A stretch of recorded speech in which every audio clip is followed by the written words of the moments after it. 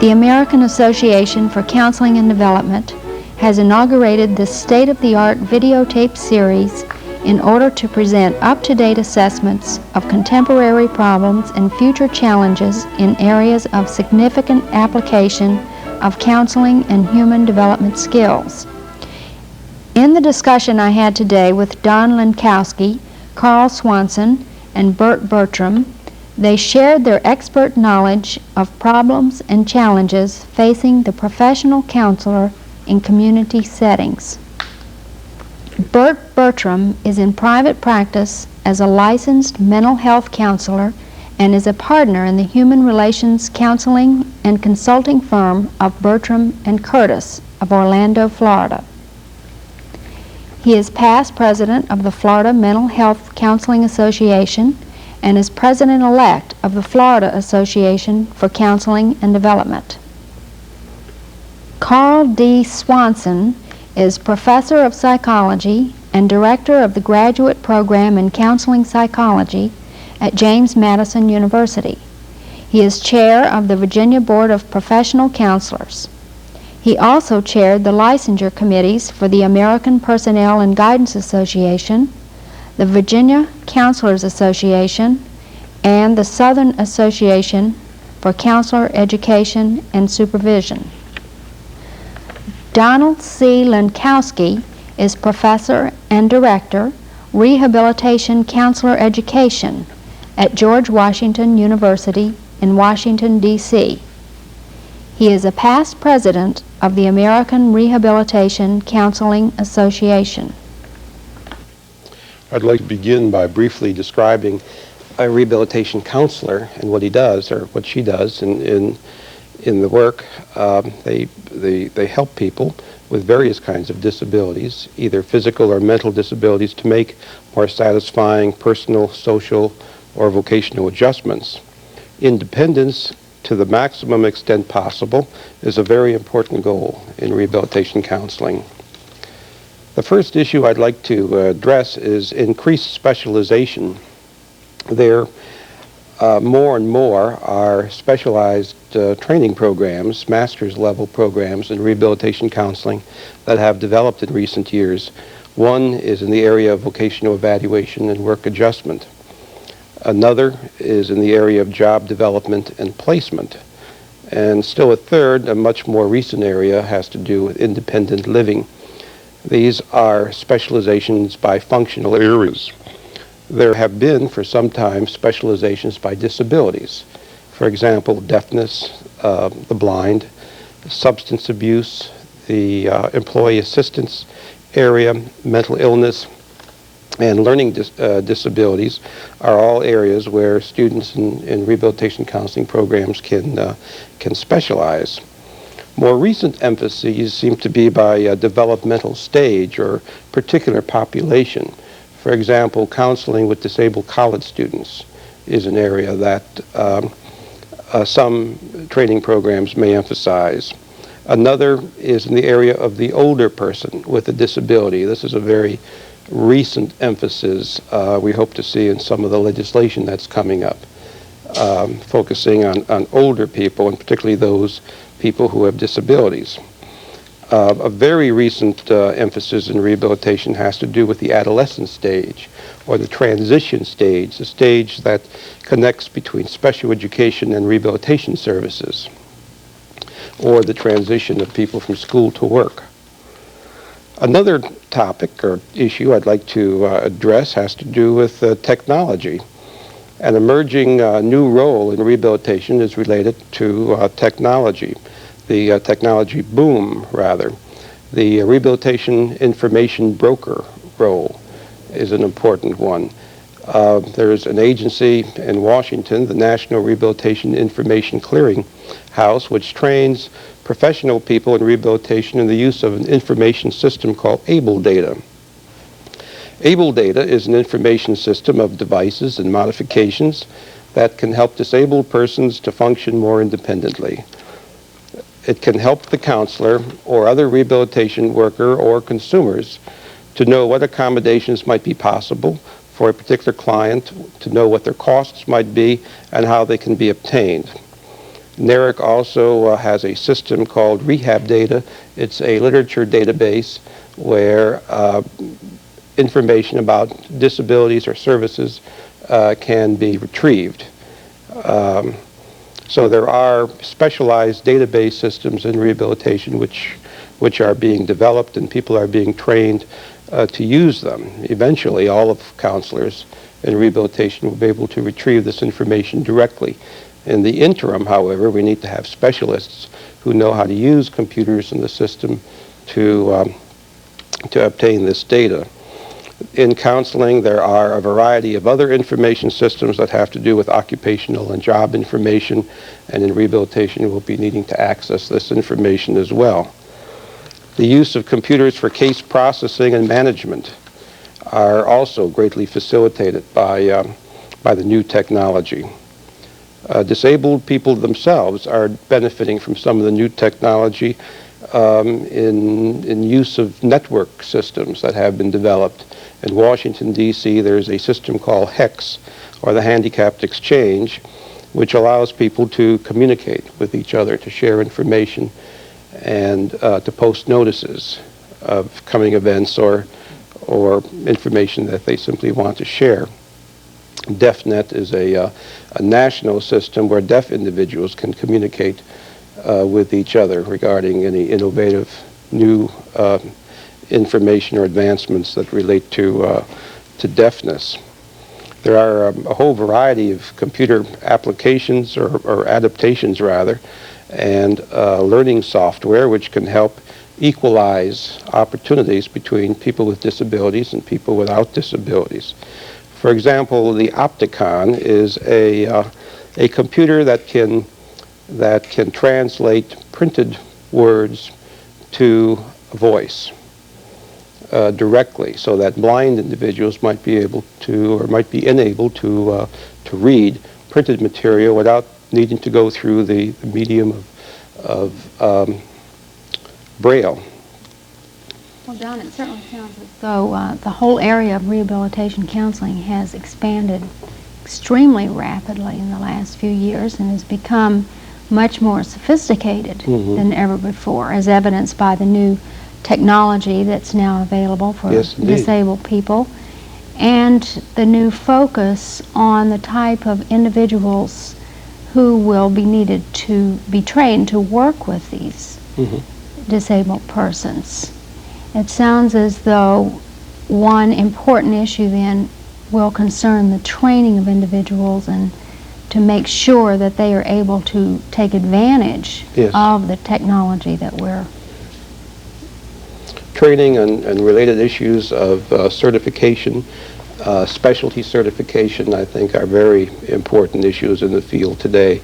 We do have specialized certification in rehabilitation counseling, and we have a new emerging certification in two additional areas, one in the area of vocational evaluation and work adjustment, and an additional one in the area of insurance rehabilitation specialty.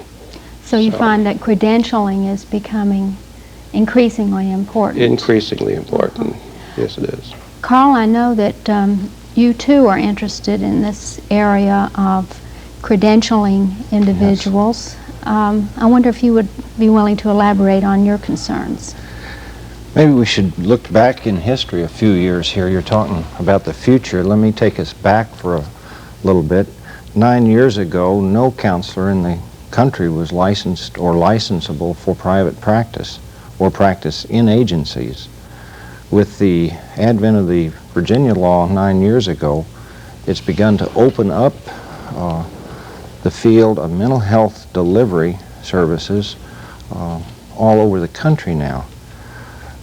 Counselors are being licensed in at least 9 states and are now practicing in very diverse settings with psychiatrists, in partnership with psychologists, with social workers, in private psychiatric hospitals, treatment centers for the substance abuser that are privately owned, and in many other community agency type settings.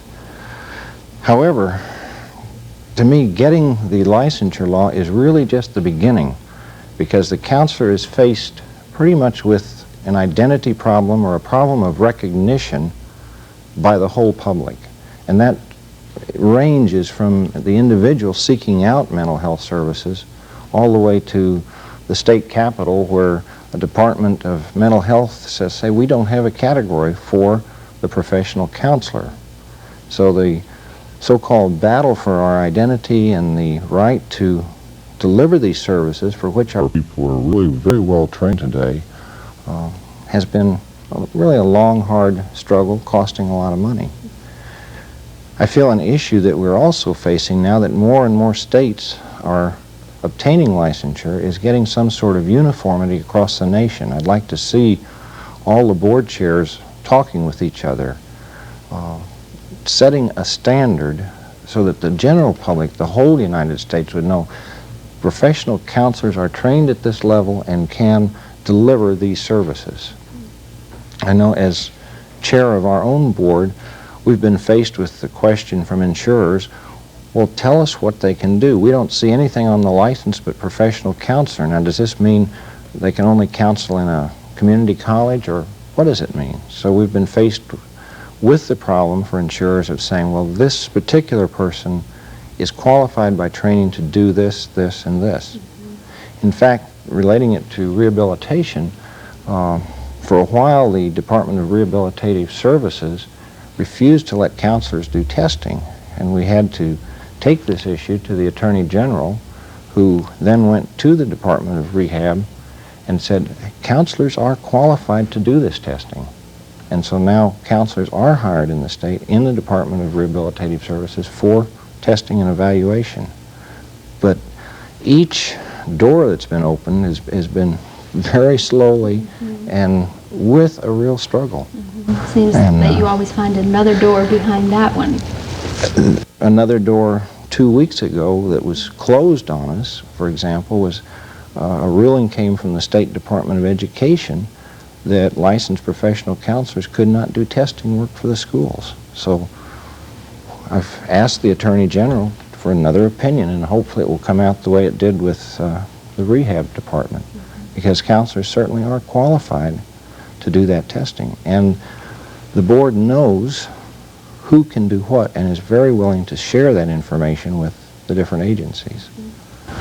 So the problem that we thought was most important several years ago, that is getting licensure for counselors, has proven to be only the tip of the iceberg. That was getting started, and it has taken literally thousands of dollars since then, for example, to work with different insurers. There are now 22 in the state who do reimburse counselors, but each one came one at a time, right. And our legal fees ran $200 an hour, so you can multiply that times 22 insurers and how many hours were spent on that. But we've been able to show that counselors now are trained at the 60-hour level in the state. They have a practicum, they have an internship, and 2 years supervised experience, and are in fact competent providers. And it's finally being recognized. However, we certainly cannot sit on our laurels, because there's always going to be something we've discovered down the road that says, counselors, no. Only a psychologist can do this, or only so-and-so can do it. So there's this constant need to prove our credibility to the general public and to third-party payers. And it's really the individuals who must take a lot of this responsibility. The professional associations can certainly be of help, but I think as individual licensed counselors, or for that matter, nationally certified counselors, have to let the public know who we are and what we can do. We simply can't sit still and think, gee, we're neat people and it's going to break our doors down, you know, to get our services. We've really got to let them know. We've got to talk. Right now, for example, we're talking with the Department of Mental Health to get a category for counselors. We've attained that in corrections, which was real easy. No implications there, but it was not difficult getting counselors in corrections and in the substance abuse area. But now we're really working and having to collect all sorts of evidence to document capabilities, capacities of counselors for the state to get that category. So it seems like, gee, we've got it made now, and then all of a sudden, hey, we don't want counselors. You experienced that in the private practice, I imagine. It would seem in the mental health area that counselors can really add an additional dimension that other mental health providers can't provide. One of the emphases in counseling has to do with work and vocations, for example.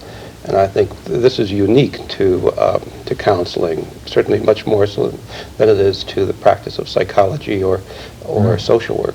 Yeah, the whole area of career development is a specialty in counseling, and we're faced with, it seems like, more crisis stages in our lives today than ever before.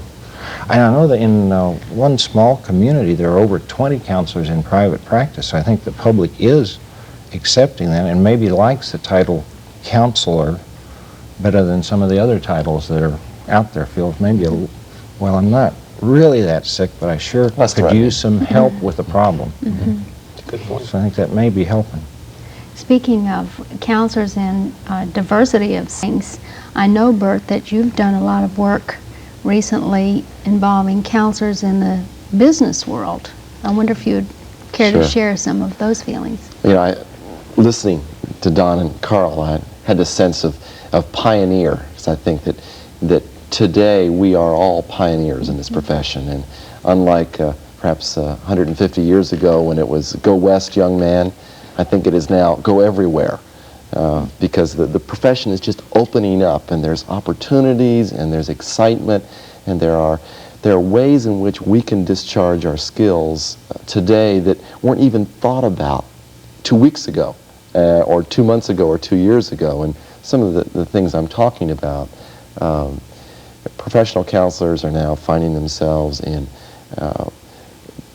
large businesses, not just in your employee assistance programs, but working with top management, helping top management understand the junior vice president and the CEO, sitting down and saying, come on guys, let's go have a beer and talk about this, or let's go close the door, or let's go away for the weekend, and we're going to work these kinds of things out. So our human relations skills are being brought to bear in corporate settings, in training kinds of activities. Our firm does a lot of work with hospitals, and just recently with the municipal government. Large municipal government decided it was time to teach their department heads human relations skills, how to deal with the public. Jen Nesbitt's whole book about what business are you in really set government afire, and they've all said, well, gee, we're in the... And that means that we can't be nasty to them anymore. We've got to be able to listen to these people. Well, our people don't know how to listen. Well, who can teach us how to listen? Well, a professional counselor can teach people how to listen. So this municipal government said, I don't know if you do this kind, that phrase I'm being asked all the time, I don't know if you do this kind of thing. And I read that to mean we don't know who else to ask. And so we come to you because we're looking for some things that need to be done. If you will, as we look at the high tech and the corresponding need for high touch, whether it be in healthcare industries, whether it be in government, whether it be in business, I mean, multinational, big dollar, billion-dollar businesses, still, when it comes right down to it, it's the contact between the sales girl and the customer, the server and the customer in the restaurant, where that billion-dollar transaction takes place in $3 units. And it's that human-to-human contact that must occur there. And so in our firm and in firms and professional counselors all across the country, in the private sector, in schools and communities, people are being approached and said, I don't know if you do this, but can you help us? And I think that's where the whole profession is opening up and saying, the sky's the limit. All we have to do is march in there and say, yeah, we do that kind of thing, because we do. We do it. We've done it in schools. We've done it in rehabilitation. And with licensure, we're beginning now to have the credentials to do it, albeit it is confusing, and there's turf all over the place. I've sort of slid into my second topic, I suppose, which is the issue of turf, which is the issue of What does a social worker do that's different than a mental health counselor? What does a psychologist do that's different than a psychiatrist? What does what do all these people do, and how can the public possibly understand me when I say, oh, I'm a mental health counselor, marriage and family counselor, human relations consultant? They say, wait a minute, that's confusing. Can you help me? And so that's really the issue is, yeah, I can help you, or no, I can't, but I know someone who can. And so as we at our professional association and begin to interface and dialogue with other professional associations, I think it's critical that we keep in mind what we're all about, and that we're here to work with those people out there that say, can you help me with this? Because the issue of turf, which translated into dollars, status, unionism in a sense of we own this kind of problem, I think the frontier spirit right now is nobody owns anything. It's all open, it's available to us, and we have to continue to articulate our skills, our position, our ability to be helpful, recognizing that we have no idea where the next phone call is going to come. The hospice is going to call and say, not only can you talk to the person who's dying, but can you talk to the person who's talking to the person who's dying? Can you talk to the family who won't accept the fact that the person is dying? We can get a call from the mayor who says, I can't understand my city council. Will you come and do a process observation of my city council and tell me what these people are talking about? That's our role. And as soon as we begin seeing that it's our role, there'll be other things that will come across our desk, like that. We used to think that if a computer was this big, it was as small as it could possibly be, and then it keeps doing this. And it's going to be completely different and very soon, and I think our profession changes at the same rate that the high-tech people are changing. And all we have to do is keep up. It's really exciting for us to all realize that those skills we once relegated to the therapeutic world are really universal skills. Absolutely. They really are. And people, I do a lot of corporate work, and you ask a manager, a vice president, a CEO, what do you want to know? And they say, I want to know how to listen, I want to know how to do problem solving, and I want to know how to motivate people. Now, if that isn't our area, I don't know what is. Now that we've talked about some of the important issues that are facing the area of community counseling in the present, let's shift and talk about some of the things that you think are important for the future. Fine. To speak again of rehabilitation, I believe that in the future, counselors are going to be making much more use of disability-specific information, of knowledge bases and skills that will be developed from research and understandings that will derive from the study of people with disabilities. I'd like to mention some rehabilitation research in particular that is being conducted at George Washington University. There's a large-scale programmatic study that's being done in cooperation with the Departments of Psychiatry and Behavioral Sciences and the Department of Special Education, which focuses on the following areas. Number one, issues in development of adolescents who are disabled.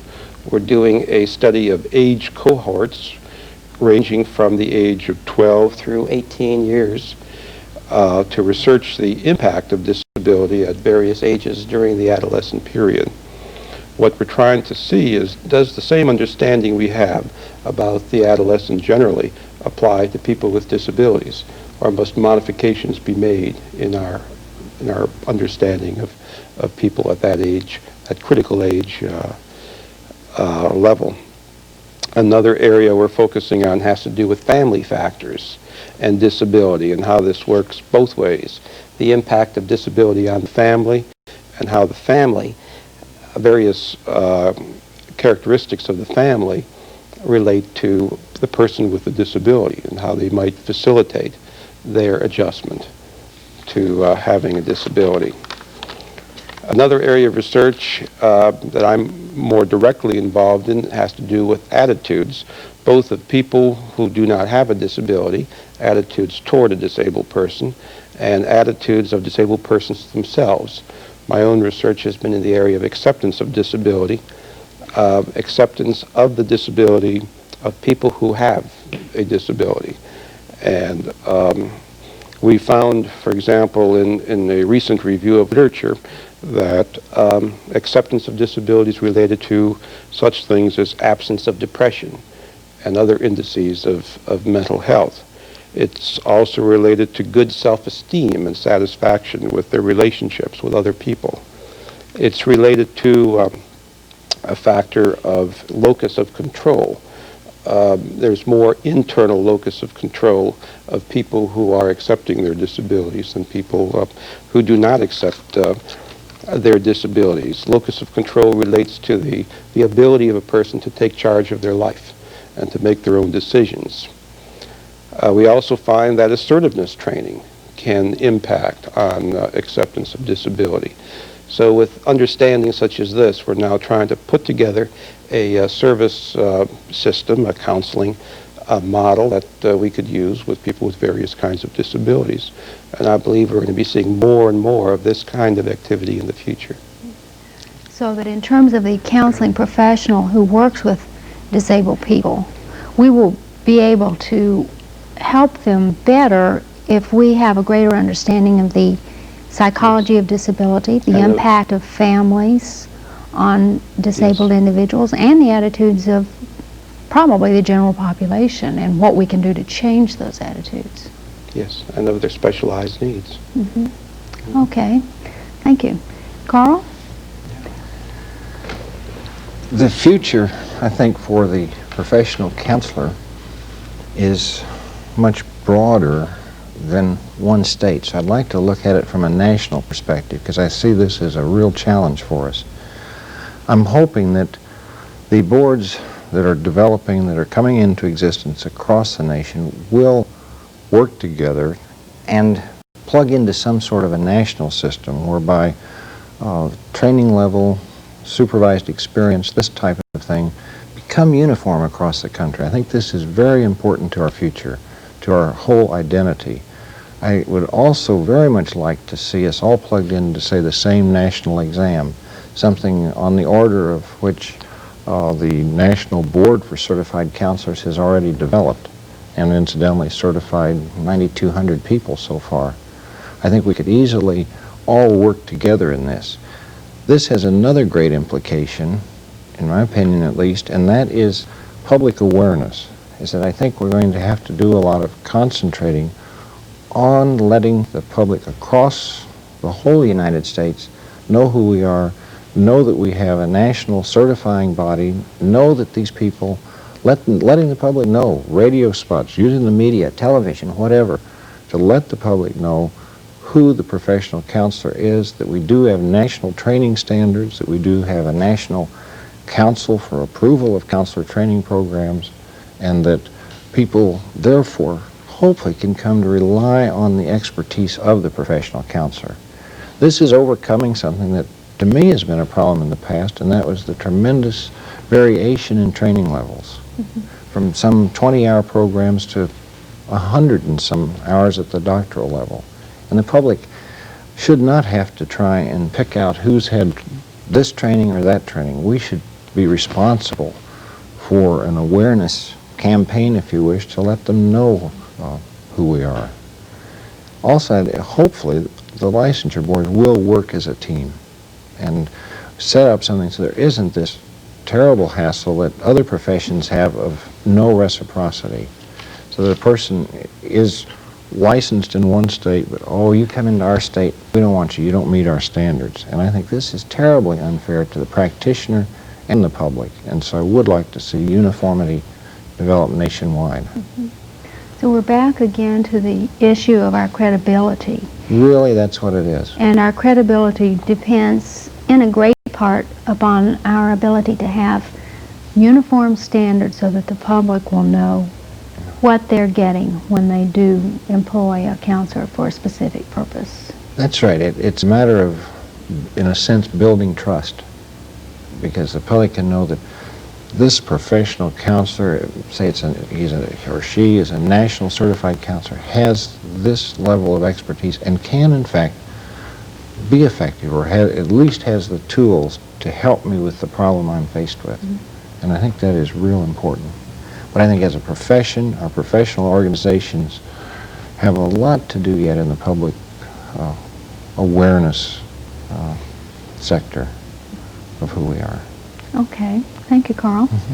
Bert, what do you see as particularly important for the future? Well, I'm, as you well know, a practicing mental health counselor, consultant kind of person, not really involved in preparation of new counselors, but yet I think that's what I want to take on. So I'm on the outside yelling in a little bit. And because of what I said earlier about the fact that we as a profession are changing so rapidly, I have some concerns about how we're preparing counselors and the fact that the counselors that are being trained today, I don't really believe we have any idea how they're actually going to be employed. I think the kinds of jobs and functions that they will have when they're out there in the real world will be radically different than we expect.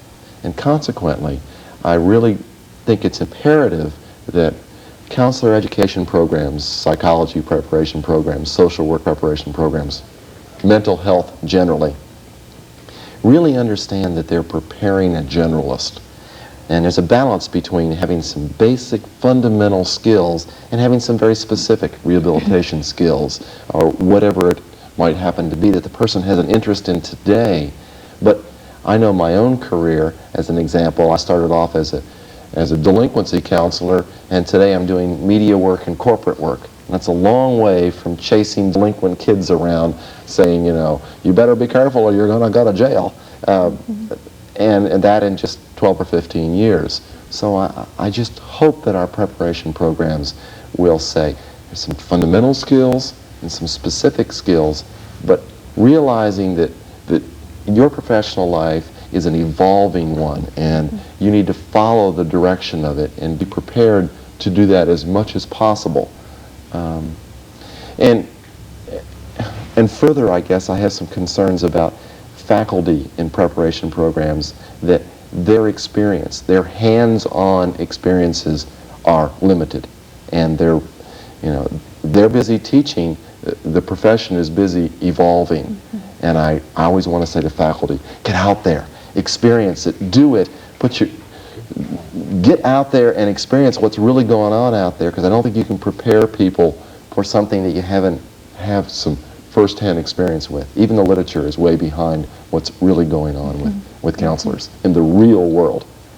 So I guess that's my my future issue that I think is here. It's future and today. Right. So while Carl was talking about credentialing, you're talking about standards and training. Yes. And there's a lot of overlap there. Yes. They've got to be just like this. Yes, I agree. So there is a common body of knowledge and a common body of skills that we need to prepare people for, regardless of the type of work setting that they go into. And the issue that's so important to me is the issue of counselor, which is what you're talking about. When eventually, when we're able to come to the point when John Q. Public says, "Oh, you're a counselor," he's not going to be concerned about necessarily if you're a rehabilitation counselor. Are you a marriage counselor? Do you work in a hospice program? He's going to be interested in, like, doctor, internist, OBGYN. Yeah, that's your specialty, but first of all, you're a doctor. First of all, we're all counselors. And then we talk about specialties, and then we evolve. But we know that counselor means counselor. We all know what that means, and the public begins to really know what that means, what they can come to us for. And that will add to our credibility. Absolutely. I think what you're saying is coming about rapidly in that we now have generic licenses, which everyone must have, professional counselor. But in the interest of the public here, we've added some specialty designations at both the national level and at state levels that specify this person does have specific training in rehabilitation, and at least the ones we've added have been rehabilitation, marriage and family, career, and substance abuse.